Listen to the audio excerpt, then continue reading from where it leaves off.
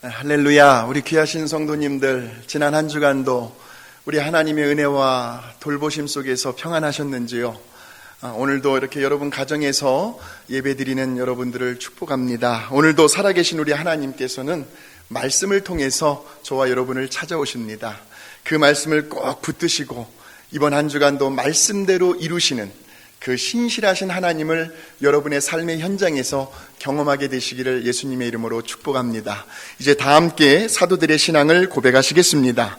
전능하사 천지를 만드신 하나님 아버지를 내가 믿사오며 그 외아들 우리 주 예수 그리스도를 믿사오니 이는 성령으로 잉태하사 동정녀 마리아에게 나시고 본디오 빌라도에게 고난을 받으사 십자가에 못 박혀 죽으시고 장사한 지 사흘 만에 죽은 자 가운데서 다시 살아나시며 하늘에 오르사 전능하신 하나님 우편에 앉아 계시다가 저리로서 산자와 죽은 자를 심판하러 오시리라. 성령을 믿사오며 거룩한 교회와 성도가 서로 교통하는 것과 죄를 사하여 주시는 것과 몸이 다시 사는 것과 영원히 사는 것을 믿사옵나이다. 아멘.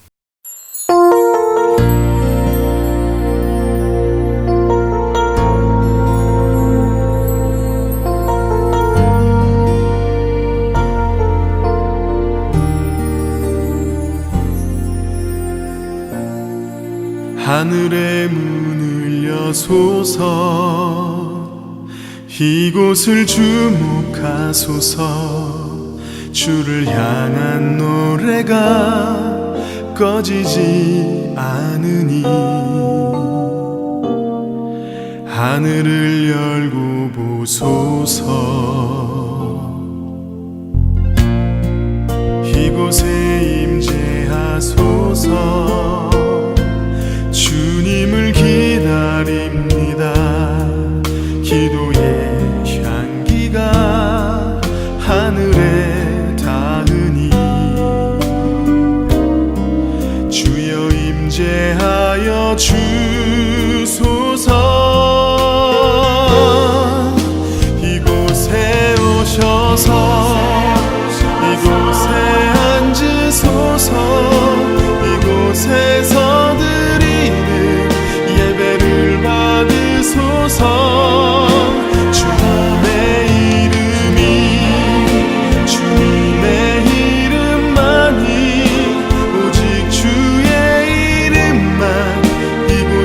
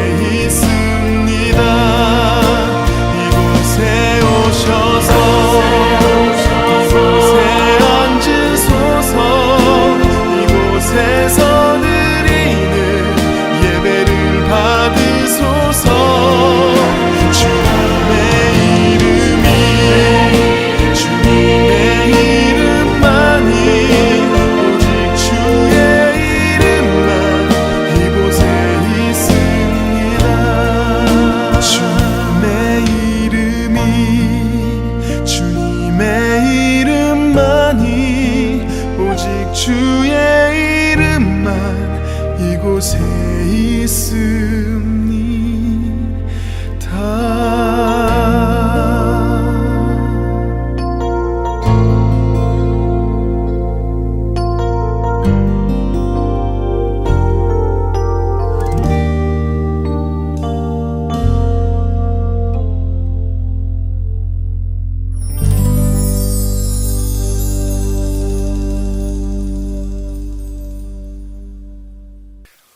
하나님 아버지, 천지를 지으신 하나님 아버지, 오늘 주님의 날 저희들 모여서 함께 예배드리지 못하고 우리 각 가정에서 온라인 예배를 드리고 있습니다.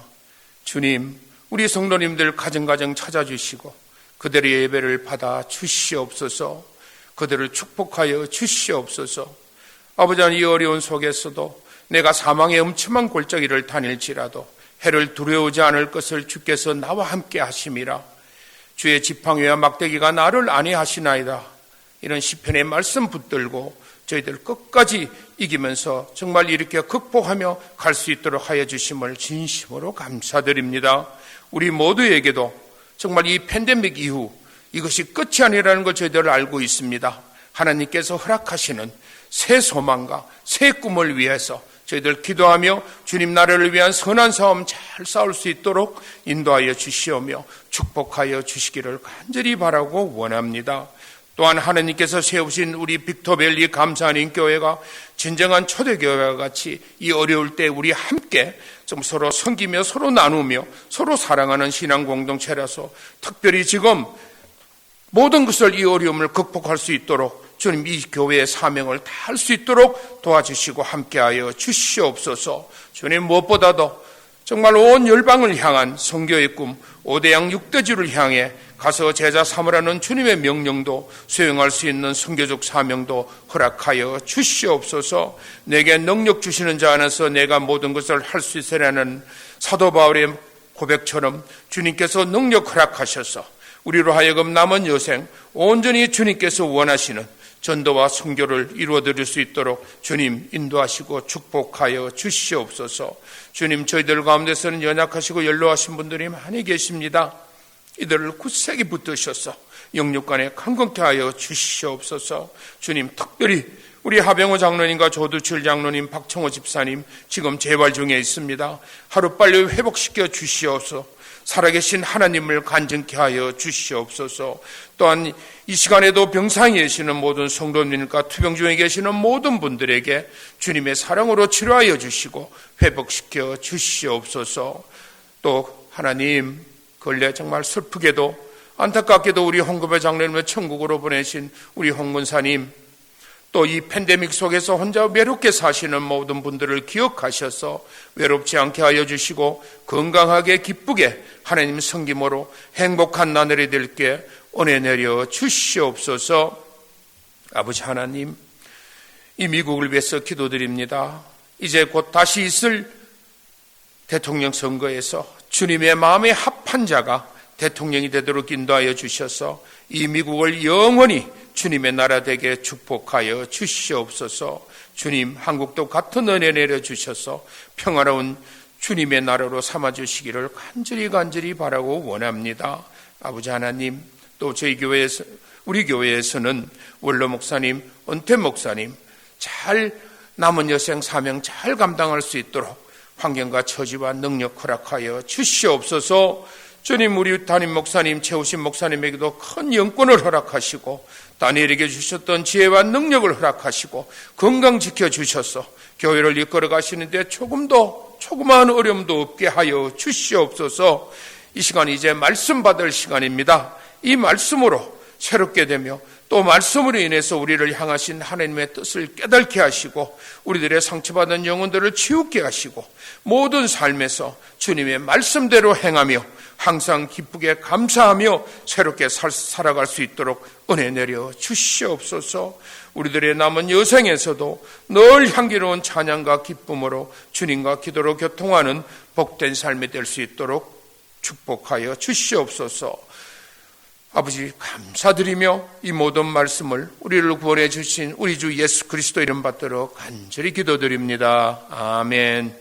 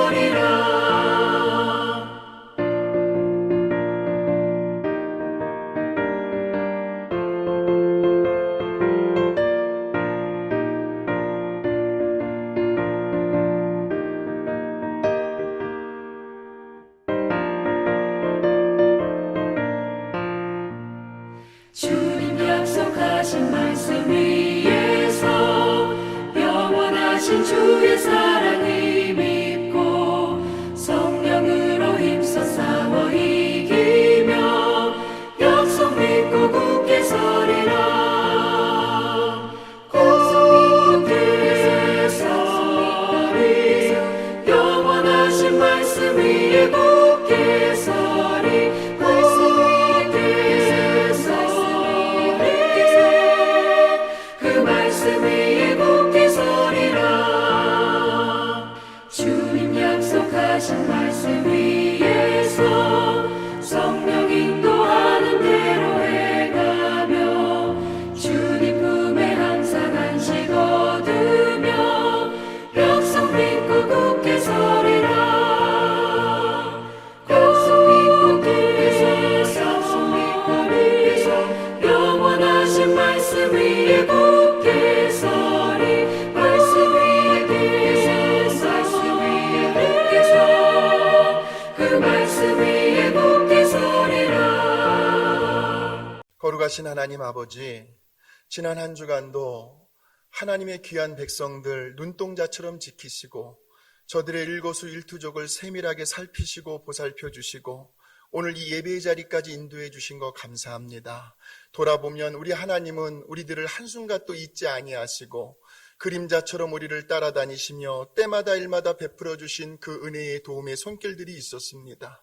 그 하나님의 은혜를 기억하며 이 시간 11조 예물로 주일 헌금으로 감사와 선교 예물로 하나님 앞에 믿음의 예물 올려드립니다.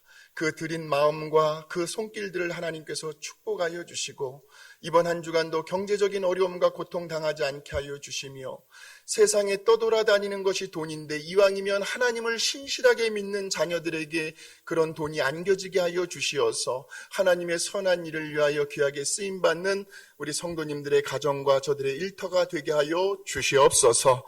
감사드리며 예수님의 이름으로 축복하고 기도하옵나이다. 아멘. 오늘 우리에게 주시는 하나님의 말씀은 신약성경 누가복음 5장 1절에서 11절까지입니다. 누가복음 5장 1절에서 11절까지의 말씀입니다. 무리가 몰려와서 하나님의 말씀을 들을새 예수는 게네사렛 호숫가에 서서 호숫가에 배 두 척이 있는 것을 보시니 어부들은 배에서 나와서 그물을 싣는지라. 예수께서 한 배에 오르시니 그 배는 시몬의 배라. 육지에서 조금 떼기를 정하시고 앉으사 배에서 무리를 가르치시더니 말씀을 마치시고 시몬에게 이르시되 깊은 데로 가서 그물을 내려 고기를 잡으라. 시몬이 대답하여 이르되 선생님, 우리들이 밤이 새도록 수고하였으되 잡은 것이 없지만은 말씀에 의지하여 내가 그물을 내리리이다 하고 그렇게 하니 고기를 잡은 것이 심이 많아 그물이 찢어지는지라. 이에 다른 배에 있는 동무들에게 손짓하여 와서 도와달라 하니 그들이 와서 두 배의 채움에 잠기게 되었더라. 시몬 베드로가 이를 보고 예수의 무릎 아래 엎드려 이르되 주여 나를 떠나소서 나는 죄인이로소이다 하니 이는 자기 및 자기와 함께 있는 모든 사람이 고기 잡힌 것으로 말미암아 놀라고 세베대의 아들로서 시몬의 동업자인 야고보와 요한도 놀랐습니다. 예수께서 시몬에게 이르시되 무서워하지 말라. 이제 후로는 네가 사람을 취하리라 하시니 그들이 배들을 육지에 두고 모든 것을 버려두고 예수를 따르니라. 아멘. 오늘은 말씀에 의지하여, 말씀에 의지하여라는 제목으로 하나님 말씀 전하겠습니다. 오늘 본문의 말씀 5절을 보게 되면 베드로에게서 나타나는 두 가지의 모습을 동시에 볼 수가 있습니다. 하나는 베드로가 밤새도록 고생을 하며 수고를 했다는 것이고요. 거기를 한번 보세요. 여러분 갖고 계신 성경. 선생님, 우리들이 밤이 새도록 수고하였으되 라고 나옵니다. 다른 하나는 베드로가 지금 예수님의 말씀에 의지하여 무엇을요? 그물을 내리겠다는 겁니다.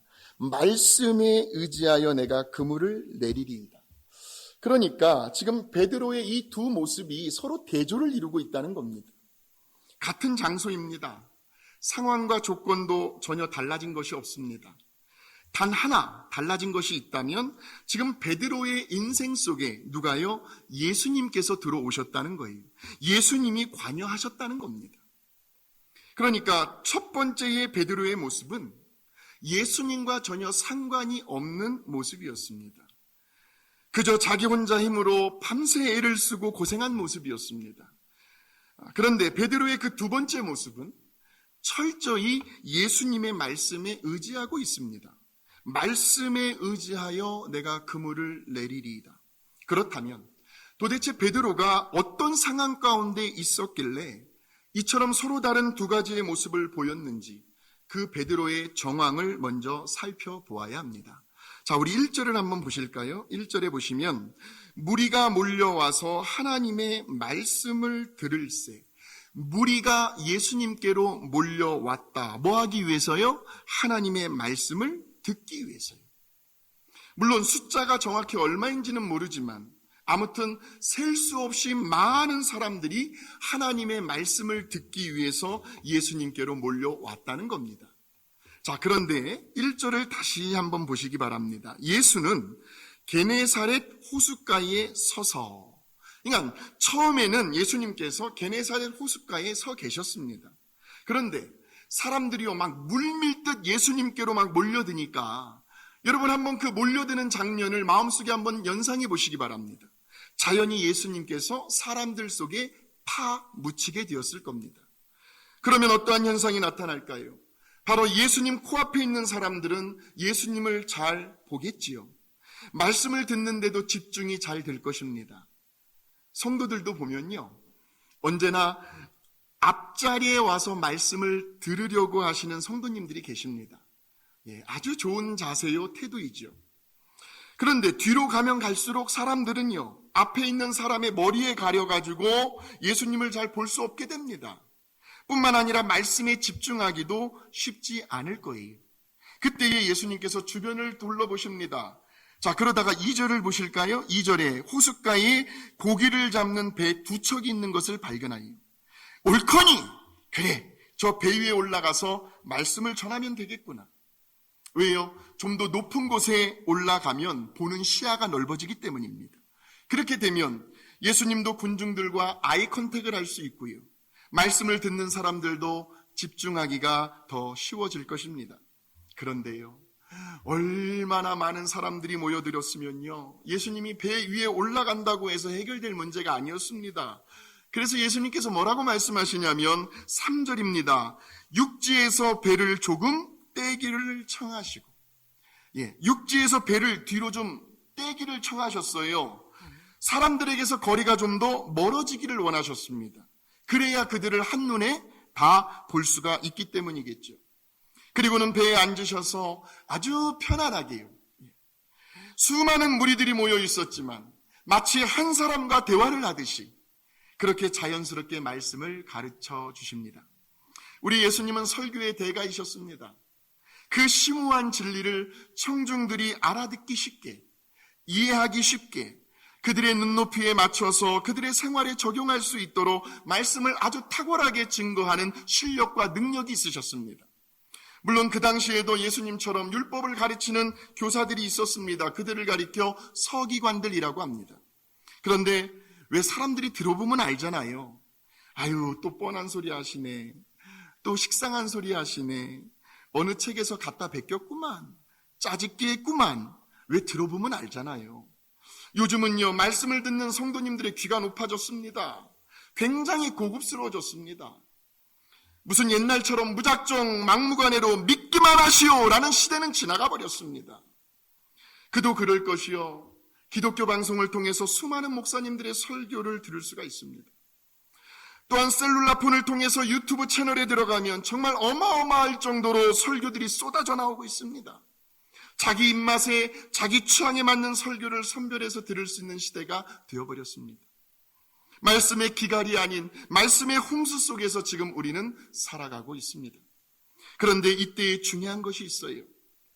이러한 설교의 홍수 속에서, 말씀이 넘쳐나는 시대 속에서 우리들이 결코 놓쳐서는 안 될, 간과해서는 안 될 것이 있는데, 그것은 과연 그 말씀 속에 우리들의 성품과 우리들의 삶을 변화시키는 성령의 임재, 성령의 기름 부으심, 성령의 능력이 임하고 있는가를 잘 분별해야 한다는 겁니다.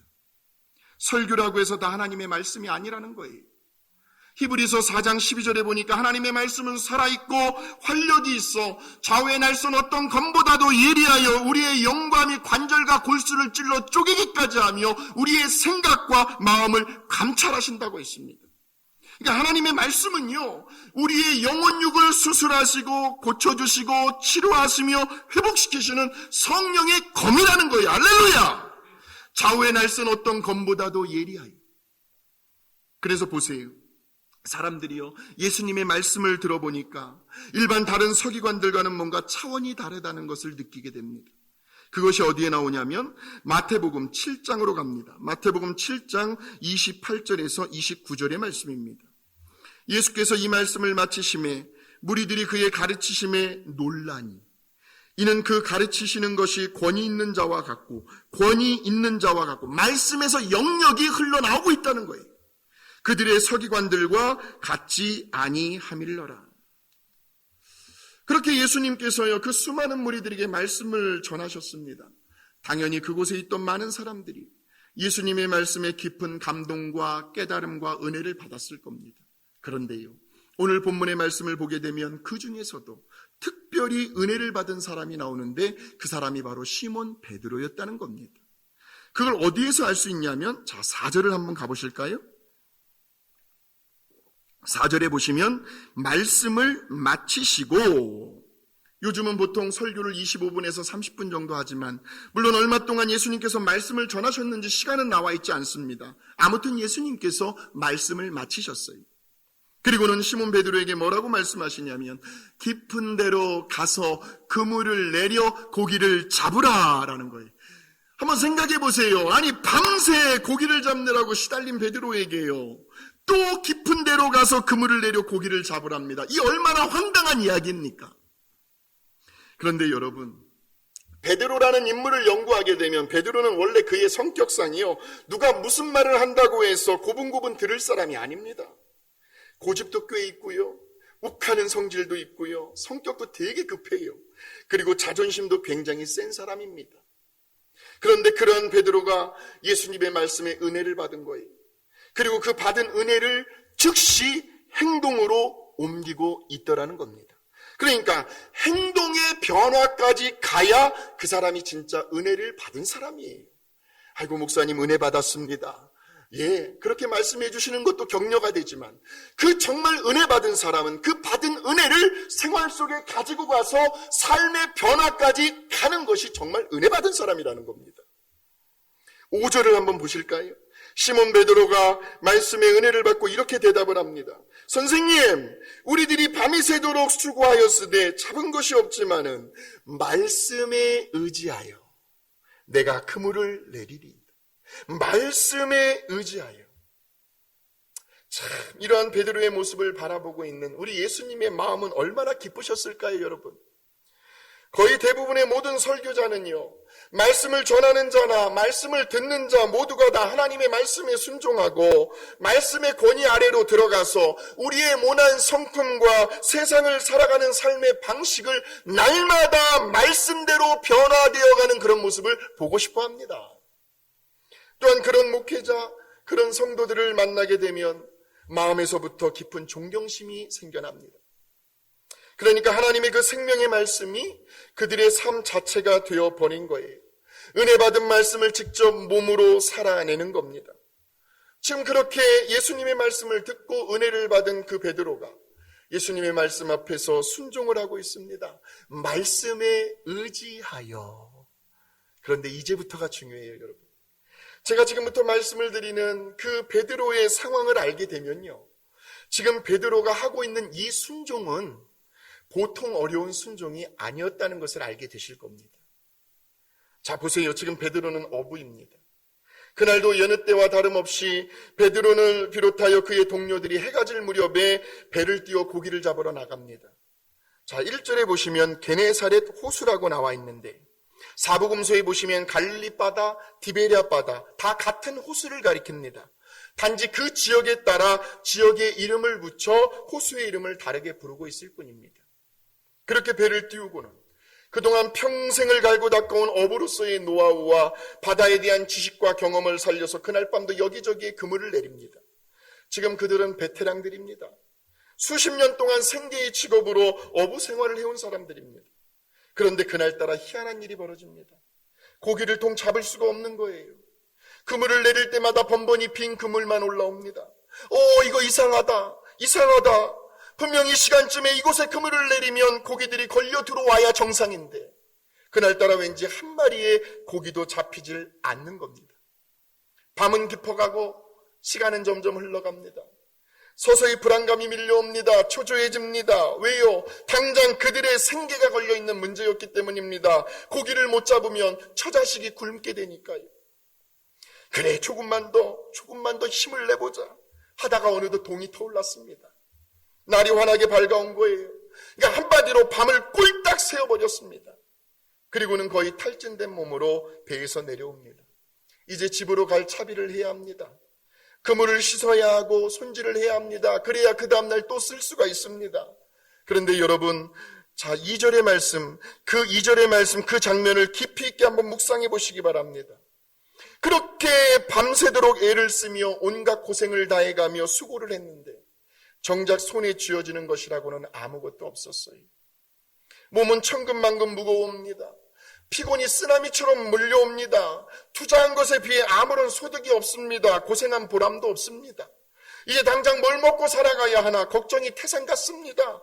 더 이상 아무런 기대와 소망도 없습니다. 그렇게 시리에 빠져있는 그런 어부들의 모습을 한번 상상해 보시기 바랍니다.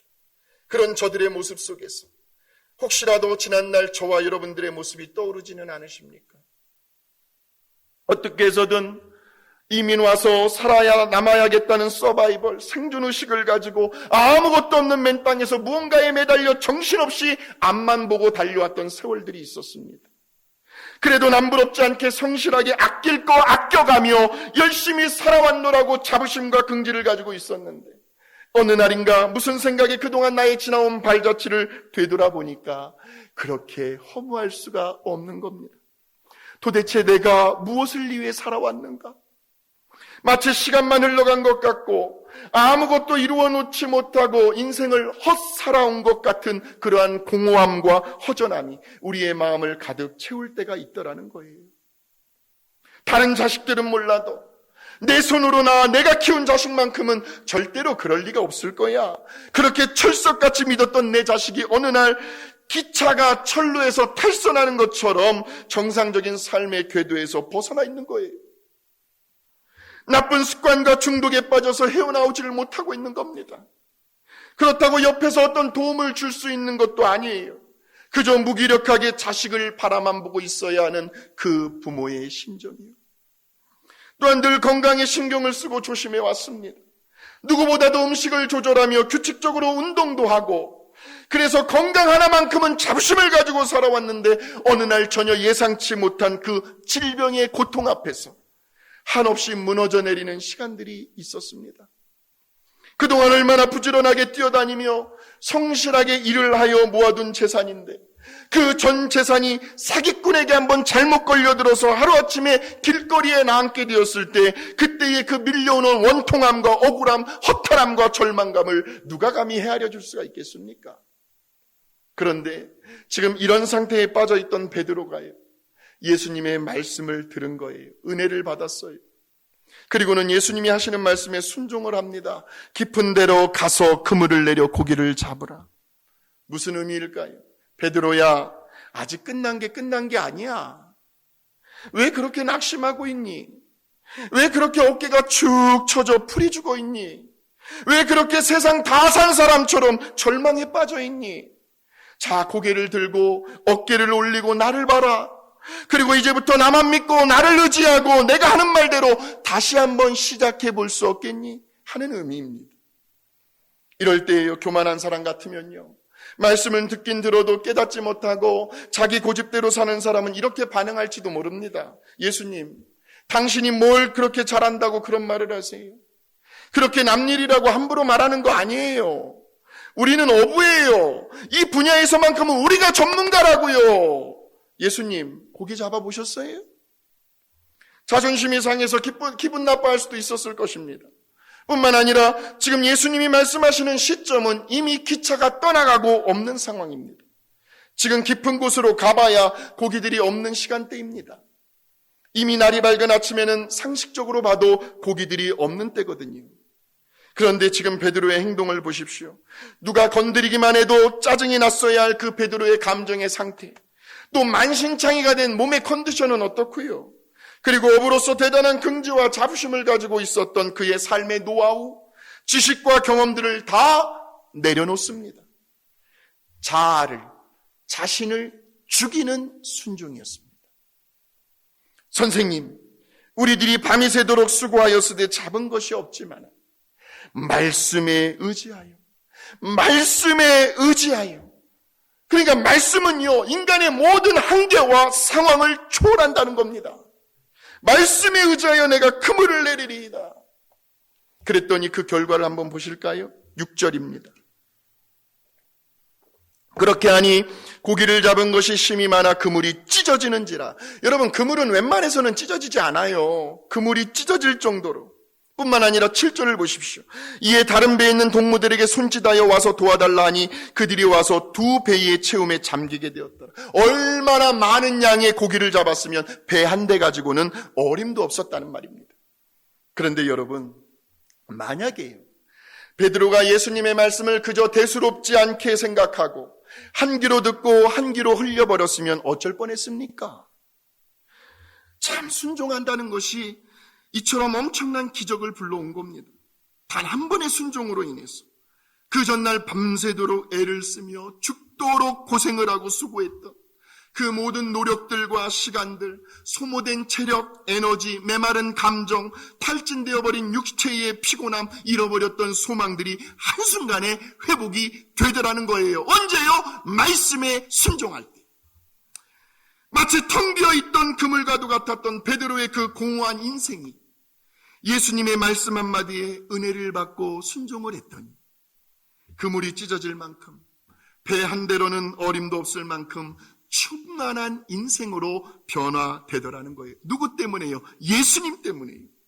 우리 아시면 같이 한번 불러보실까요? 여러분 집에서요. 주님 한 분만으로 나는 만족해. 나의 모든 것 대신 주님 찬양해. 나의 영원한 생명 되신 예수님 목소리 높여 찬양해. 주님의 크신 사랑 찬양해. 나의 힘과 능력이 되신 주 나의 모든 삶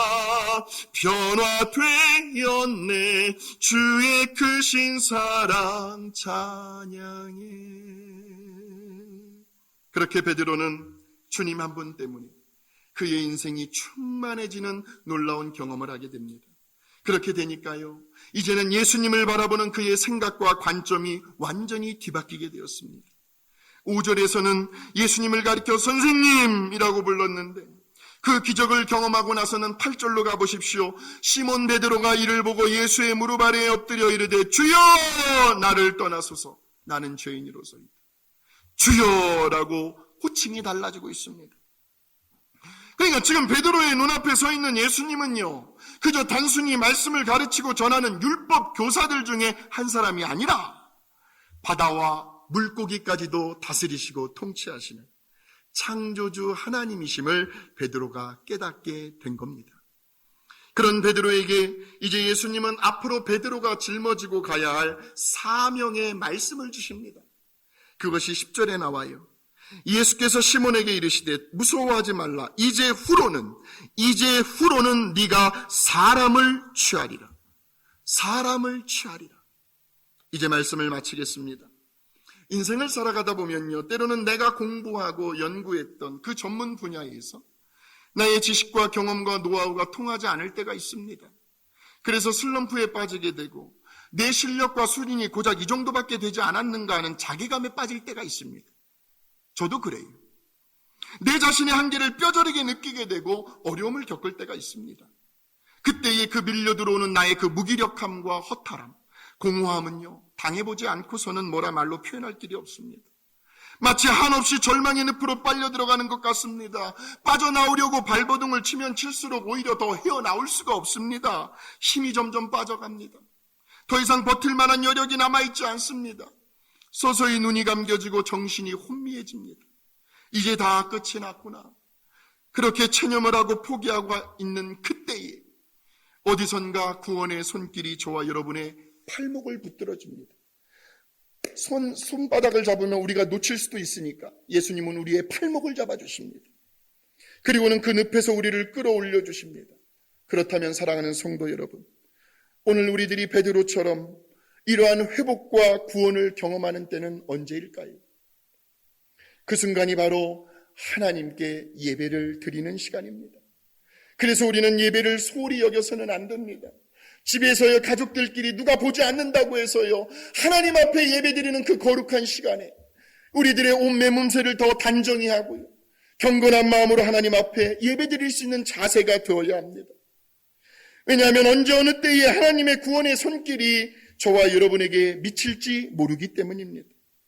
예배는 하나님의 하나님 되심을 높여드리며 하나님의 선하심과 그분의 신실하심을 찬양하는 시간입니다. 하나님과 대화를 나누며 그분의 음성을 듣는 기도의 시간이요, 말씀을 듣고 묵상하는 시간입니다. 그런 예배의 시간을 통해서 우리는 오늘도 다시 한번 새롭게 시작할 수 있는 놀라운 회복을 경험하게 되는 겁니다. 물론 지금 이 시간에도 말씀을 전하는 저나 말씀을 듣는 여러분 각자에게 와닿는 그 말씀의 감동과 깨달음의 은혜가 다 다를 거예요. 왜냐하면 내가 처해 있는 환경과 형편과 상황이 다르기 때문에. 그러니까 말씀을 전하고 듣는 중에 어떤 말씀이 어느 부분에서 우리들의 가슴을 꽝 하고 울릴 때가 있습니다. 바로 그 말씀을 붙들어야 하는 거예요. 지금 하나님께서 나에게 개인적으로 말씀하시는 그 레마의 음성을 들을 수 있어야 합니다. 아, 지금 하나님이 나에게 말씀하고 계시는구나. 그 수많은 군중들 속에서 예수님은 베드로에게 개인적으로 말씀하셨습니다. 바로 그 말씀 앞에서 베드로처럼 우리 자신을 내려놓는 겁니다. 포장되어 있는 우리들의 가면을 벗어버리는 겁니다. 내 성격과 고집, 체면과 자존심, 인생의 경험과 지식, 삶의 노하우를 말씀 앞에 철저히 내려놓는 겁니다. 그리고는 말씀에 의지하여 그물을 내리리이다. 순종해 보는 거예요. 그렇게 한번 살아보는 겁니다.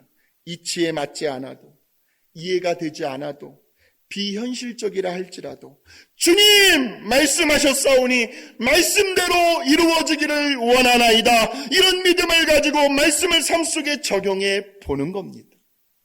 오늘 저와 여러분이 날마다 말씀에 의지하여 베드로에게 임했던 그 기적, 어제나 오늘이나 영원토록 동일하신 예수님의 그 능력을 어떤 분야, 어떤 삶의 자리가 되었든지 간에 바로 그 삶의 현장에서 이번 한 주간도 경험할 수 있게 되시기를 주님의 이름으로 축원합니다. 거룩하신 하나님 아버지 감사합니다. 쉽지 않았습니다. 우리 예수님의 말씀에 순종하기가. 그러나 베드로는 그의 모든 감정의 상태와 육신의 피곤함과 인간의 한계를 넘어서서 예수님의 말씀 앞에 말씀에 의지하여 내가 그물을 내리리이다 하고 순종했습니다. 그 순종한 그 모습을 통해서 그 이전의 업으로서 결코 경험할 수 없었던 놀라운 기적을 예수님께서 경험케 해주셨습니다. 하나님, 오늘 베드로의 이 기적이 우리 귀하신 성도님들의 삶의 현장에서 그대로 나타나는 기적이 되게 하여 주시옵소서.